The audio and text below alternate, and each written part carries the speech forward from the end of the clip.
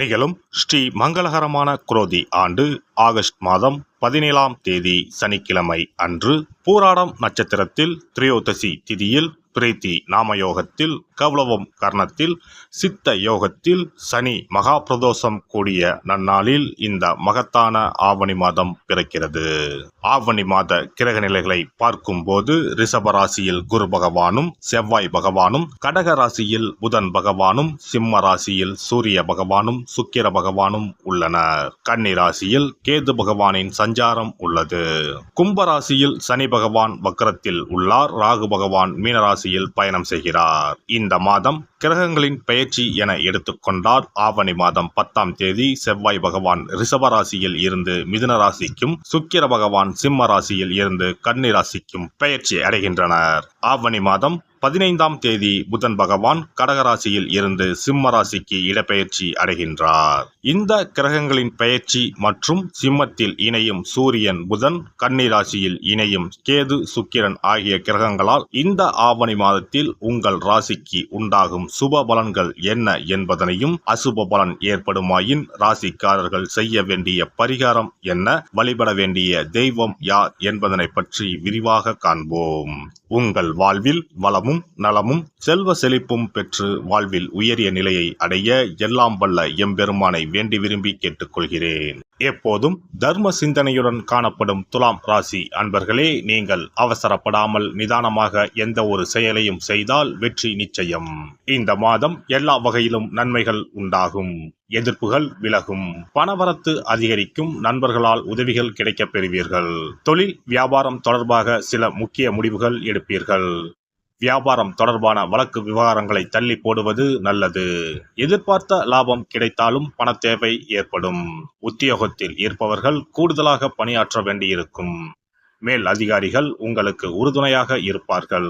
குடும்பத்தில் ஏதாவது வீண் விவகாரங்கள் ஏற்பட்டு நீங்கும். கணவன் மனைவிக்கு இடையே திடீர் கருத்து வேற்றுமை உண்டாகலாம். உறவினர்கள் மூலம் எதிர்பார்த்த உதவிகள் தாமதமாக கிடைக்கும். பிள்ளைகளுக்காக கூடுதலாக பாடுபட வேண்டி இருக்கும்.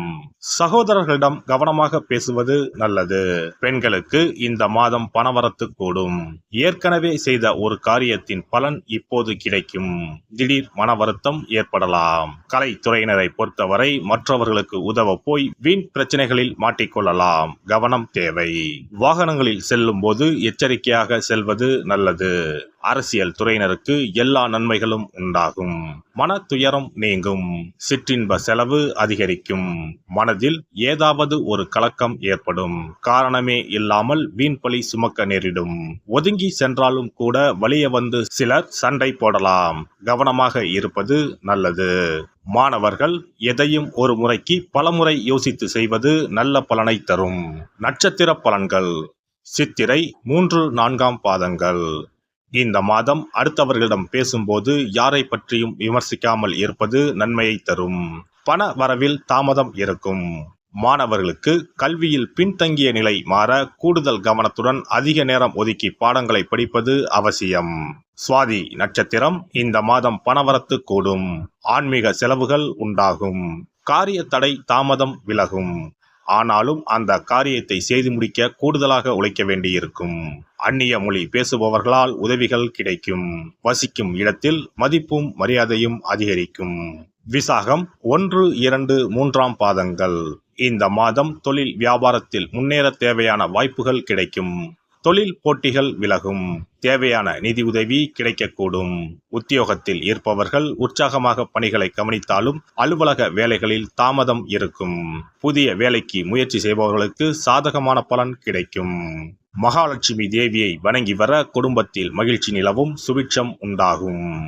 சிறப்பு பரிகாரம். சொந்த வீடு அமைவதற்கு ஆன்மீக பரிகாரம். சொந்த வீடு கனவு நிறைவேற வேண்டும் என்பதற்காக எத்தனையோ கோவிலுக்கு சென்று எத்தனையோ பூஜை வழிபாடு என செய்தும் ஒன்றும் நடக்கவில்லை என்பவர்கள் வீட்டிலேயே இந்த எளிய பரிகாரத்தை செய்து வந்தால் நல்ல பலன் கிடைக்கும். எளிமையான இந்த 2 பரிகாரங்களை செய்து வந்தால் விரைவில் சொந்த வீடு யோகம் அமையும். அதனால் நம்பிக்கையுடன் இந்த சக்தி வாய்ந்த வழிபாட்டை செய்து வரவும். எவ்வளவுதான் சொத்து பணம் இருந்தாலும் நமக்கென்று ஒரு வீடு இல்லை என்றால் அது மனக்குறையாகவே இருக்கும். சொந்த வீடு வாங்க முடியவில்லையே என்பது பலரின் ஏக்கமாகவும் கனவாகவும் இருந்து வருகிறது. சொந்த வீடு வாங்க வேண்டும், வாங்கிய இடத்தில் விரைவில் வீடு கட்ட வேண்டும், ஏற்கனவே துவங்கியிருந்த வீட்டின் பணிகளை பணப்பற்றாக்குறையால் கட்டி முடிக்க முடியவில்லையே என்ற கவலையில் இருப்பவர்கள் ஏராளம். இப்படிப்பட்டவர்கள் வீட்டிலேயே எளிமையான 2 பரிகாரங்களை தொடர்ந்து செய்து வந்தாலே போதும். சொந்த வீடு வாங்க வேண்டும் என்று நினைப்பவர்கள், அதற்கான முயற்சியில் ஈடுபட்டிருப்பவர்கள் ஒரு சிறிய அகல் விளக்கில் விளக்கெண்ணெய் ஊற்றி தீபம் ஏற்ற வேண்டும். மகா விஷ்ணுவின் அவதாரங்களில் ஒன்றான வாமனரை மனதில் நினைத்து சொந்த வீடு அமைய வேண்டும் என்று பிரார்த்தனை செய்து கொண்டு மாதந்தோறும் வரும் திருவோண நட்சத்திரத்தன்று வீட்டின் அக்னி மூலையான தென்மேற்கு மூலையில் இந்த விளக்கை ஏற்றி வைக்க வேண்டும். அக்னி திசை என்பது மண்ணுக்குரிய திசையாகும். அதாவது அங்காரகன் எனப்படும் செவ்வாய் பகவானுக்கு உரிய திசை இதுவாகும். 3 அடி மண் கேட்டு 3 உலகையும் அளந்தவர் வாமனன். அதனால் அவரை நினைத்து பால் பாயசம் நிவேதனமாக படைத்து வழிபட்டு வந்தால் விரைவில் சொந்த வீடு யோகம் அமையும். மற்றொரு பரிகாரமாக வீட்டில் பயன்படுத்தும் காமாட்சி விளக்கு அல்லது கஜலட்சுமி விளக்கு அல்லது வழக்கமாக பயன்படுத்தும் ஏதாவது ஒரு விளக்கை எடுத்துக்கொள்ளுங்கள். விளக்கை சுத்தம் செய்து மஞ்சள் குங்குமம் வைத்து வாசனை மிகுந்த வெள்ளை நிற பூக்கள் சாற்றுங்கள். பிறகு 5 ரூபாய் நாணயத்தை விளக்கிற்குள் போட்டு நெய் அல்லது எண்ணெய் ஊற்றுங்கள். ஒரு சிறிய தட்டின் மத்தியில் மஞ்சள் குங்கும பொட்டு வைத்து அதன் மீது 5 ரூபாய் நாணயத்தை வைத்து நாம் ஏற்கனவே தயார் செய்த விளக்கை இதில் வைத்து விளக்கினை ஏற்ற வேண்டும். தினமும் காலையில் 6 மணி முதல் 7 மணிக்குள் இந்த விளக்கை ஏற்றி வந்தால் விரைவில் வீடு கட்டுவீர்கள். 5 ரூபாய் நாணயம் என்பது குபேரனுக்கு உரியதாகும். இதை விளக்கில் போட்டு ஏற்றுவதால் வீடு கட்டுவதற்கான அல்லது வீடு வாங்குவதற்கான பணம் ஏதாவது ஒரு வழியில் உங்களுக்கு கிடைக்கும். காலை 6 மணி முதல் 7 மணி வரையிலான நேரம் என்பது ஞாயிற்றுக்கிழமையில் சூரியன், திங்கள் கிழமையில் சந்திரன், செவ்வாய்க்கிழமையில் செவ்வாய், புதன் கிழமையில் புதன், வியாழக்கிழமையில் குரு, வெள்ளிக்கிழமையில் சுக்கிரன், சனிக்கிழமையில் சனி என நவக்கிரகங்களில் பாவ கிரகங்களான ராகு கேதுவை தவிர்த்து மற்ற 7 கிரகங்களையும் குறிக்கும் ஹோரை நேரமாகும். இந்த நேரத்தில் விளக்கு ஏற்றுவதால் நவக்கிரகங்களின் அருள் கிடைத்து பூமி யோகம் உண்டாகும்.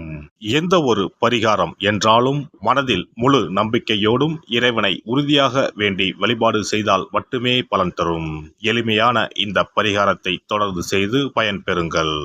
எல்லாம் வல்ல இறையருளால் நீங்களும் உங்கள் அன்பு குடும்பமும் உடல் நலம், நீலாயுள், நிறை செல்வம், உயர் புகழ், மெய்ஞானம் ஓங்கி வாழ்க வளமுடன்.